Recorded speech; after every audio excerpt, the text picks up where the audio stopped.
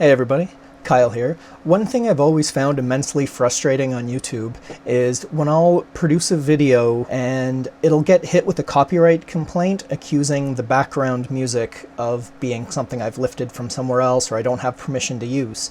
Now, this is frustrating because for the last 8 years, I've been composing and recording and programming all the music myself, so since it's mine, I own it, I own the copyright, I have every right to use it however I want. And then when I try to, explain this to them, there's a form YouTube has where it's like, okay, well, what's your record label? Who are you signed to? What musicians do you work with? What album is this from? Explain your, it's listing all these things as if I'm a professional musician. They don't have an option of, I'm just a guy who composes music on a computer. So to hopefully address this in the future, I would like to actually record a session of me making the music for one of my next videos to hopefully put an end to this frustration and to prove that even though I'm not really a musician, I am the one making the background noise for these videos. So let's turn it over to the screencast software.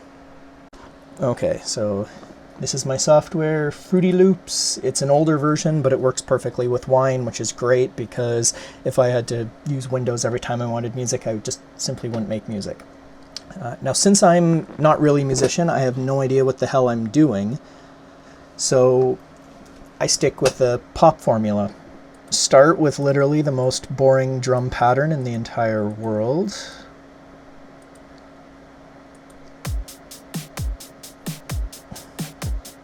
Okay, that's actually a little bit too interesting, but I'll use it.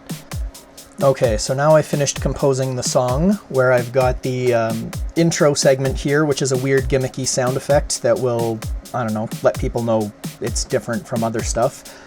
Verse 1, chorus, little breakdown that always happens after the first chorus of a pop song. Verse 2, back to the chorus. This right here is the solo. Back to the chorus. And now this is where you get to the vamp, which is pretty much the chorus, but it's played harder and more intensely with more crap going on. And then back to the chorus, but with another track to make it a little busier and sound a little final and concludey. And at the very end, just some sort of ring out end sound. So that's basically a pop structure. So now that I've got the skeleton of the song composed, I'm gonna start laying down notes. And that's really annoying. When I do that, I like to start with just basic pianos because I don't want to get distracted by timbre just yet. As a non-musician, composition and structure and harmonies and all that stuff is completely lost on me. But as a nerd with access to computers and a person with some very modernist sensibilities who believe strongly in the best tool for the job, when you're using a computer to compose sound or music, timbre is the one aspect that you have great control over that analog real instruments don't really give you so much to play around with. So I like to focus on timbre more than anything. But when you've got lots of plugins and VSTs and filters and all that kind of crap, it's really easy to get lost in just making weird sounds. So I'll start with just 2 piano tracks to make sure that the melody isn't obnoxious or has something going on in it. I'll have one that's sort of a standard piano sound. This is sort of for the main melody, and then the other one is a synthetic Rhodes. And that's more to simulate pads or leads or anything that will ring out. Piano roll.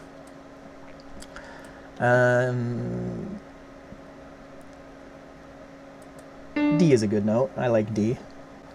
Another simple thing is if you do plan on using a lot of distortion and craziness, you don't want things to get muddy or too crazy or dissonant.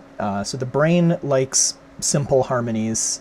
For example, if I go up here to another D, that's 1 octave higher, so the frequency is going to be exactly double. So these are going to play really nicely together.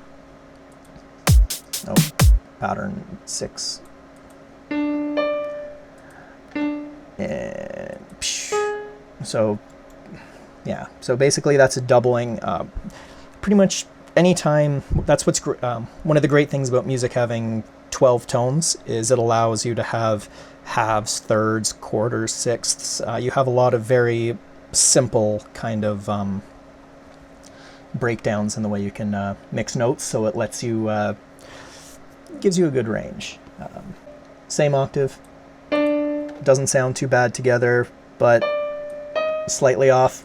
Do you hear that wobble? That's not nearly so nice. And this really becomes important later on when you get adding the distortion, because basically distortion is adding harmonics, and when you do that you can really lose control of a track, so I like to keep it relatively simple with my note picking. If you keep things too mathematically blah, it just becomes very boring and dull, and it gives you something that doesn't go anywhere. So if you don't actually know any music, one really nice trick that Fruity Loops let you do is you just pick a chord. So major is happy, minor is sad. I'm really quite fond of Dorian because it's halfway between, well, to me it sounds halfway between major and minor, so it's more interesting, it's less obvious, because like, it's like, oh, someone played that in a minor key, I'm supposed to feel sad, where this one is more, you know, I don't know, it's just, there's more going on, it's more interesting. And you can just kind of rearrange these randomly. And since they're all part of the same chord, you know the notes are gonna work together.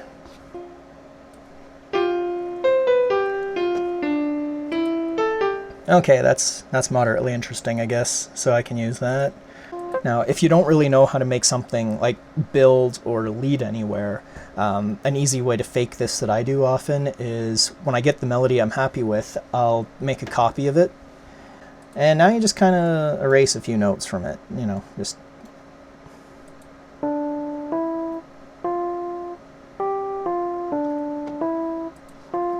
And that way you can lay this track down a few times before anything happens. And anyway, and then this way you're hearing a similar melody, and then when you go back to this one, it'll, you know, it'll have those extra notes that have been missing, and it'll just sound more satisfying. So that's something I do a lot because I don't know how to actually compose. So I'm just gonna pause this for a bit, because the next part is going to be pretty tedious and long and nothing interesting is going to happen. Alright, so now I've got the skeleton of the song laid out pretty much, with notes that correspond with either verse or chorus and all that kind of stuff. Hear how it picks up a little bit, and now this is the chorus, so there's a slight change, but breakdown, back to the verse, shortly back to chorus, then the solo. Now the drums change quite a bit here, and it doesn't quite fit with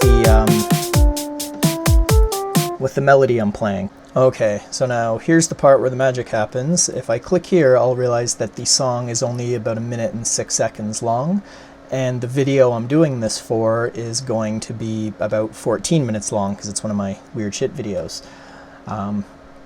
So what am I going to do? Am I going to extend this track? I've already got this pop structure that's taken me like quite longer than it should have to type in. No, I'm just going to put the tempo way the F down. Let's try 30 BPM.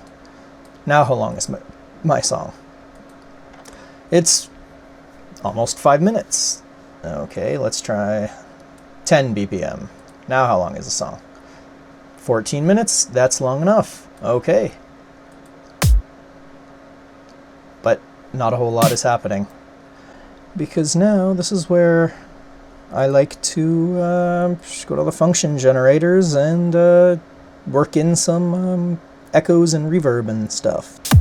Okay, so now I'm gonna go and just use these arpeggiators on all of these notes I've done to give myself something very random that doesn't at all resemble what I've initially programmed. Again, I'm going to pause this because this is going to take unreasonably long, and this video is already too long and boring. So, pause. Okay, so now I've got my 14-minute composition, and all of these things have now been arpeggiated. I think it's time to start playing with timbre. So let's see. I'm just going to insert toxic biohazard. That sounds fun. What else should I insert? Oh, the SAR. I love this one. This is one of my favorites. So I'm going to put it in, insert SAR. So what does that sound like?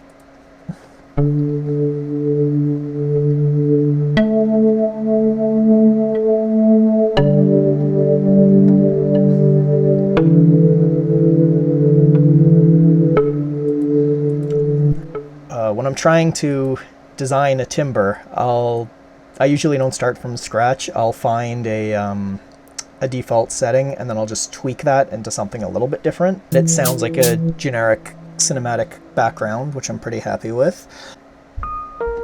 That's not what I wanted at all. Okay, so I'm back. I've converted all the drums into yet another SAR pattern. So I kind of like to have, you know, some set patterns, some human program stuff, and then some random stuff. I find usually it works together kind of interestingly. Let's hear what's going on.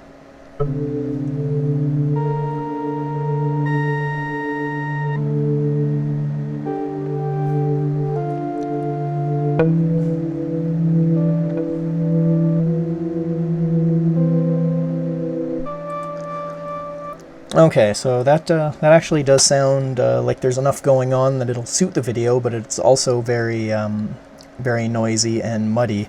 So I'm gonna have to do some interesting EQing and then some filtering.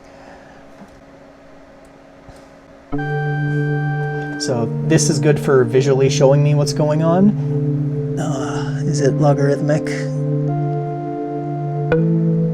This lets me look and I can realize, okay, there's way too much going on between 100 and 200 hertz, a bit too much in here, a bit too much at 500 hertz.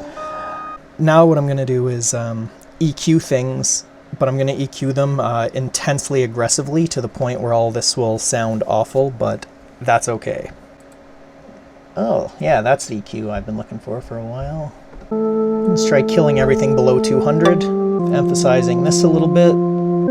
The highs are a little too high. Basically, I try to use the EQ to almost turn each individual sound into a caricature of itself. So what it's not producing a lot of, I cut entirely. What it's producing a lot of, I emphasize.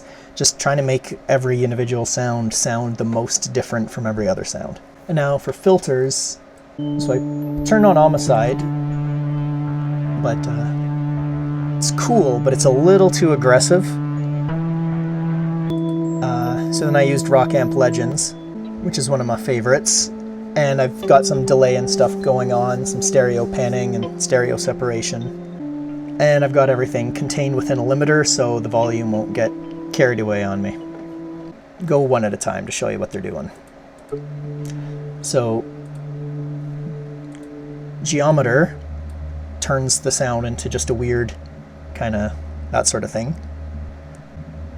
Makes just a bassy tone, so I've got that turned way down just to add a subtle soft bass synth. Rock Amp Legends does the stereo amplification. It's got all sorts of stuff going on. The Love filter, this is a great one. I've got it set to mangled, so it's just the preset. This just gives you all sorts of bizarre distorty sounds. If you've ever heard the Tron soundtrack, there's a filter very similar to this one going on in a lot of it. Sorry, the Tron Legacy soundtrack. And Homicide, I've turned on subtle just to give it a little bit of a analog grunge to it, to fake it.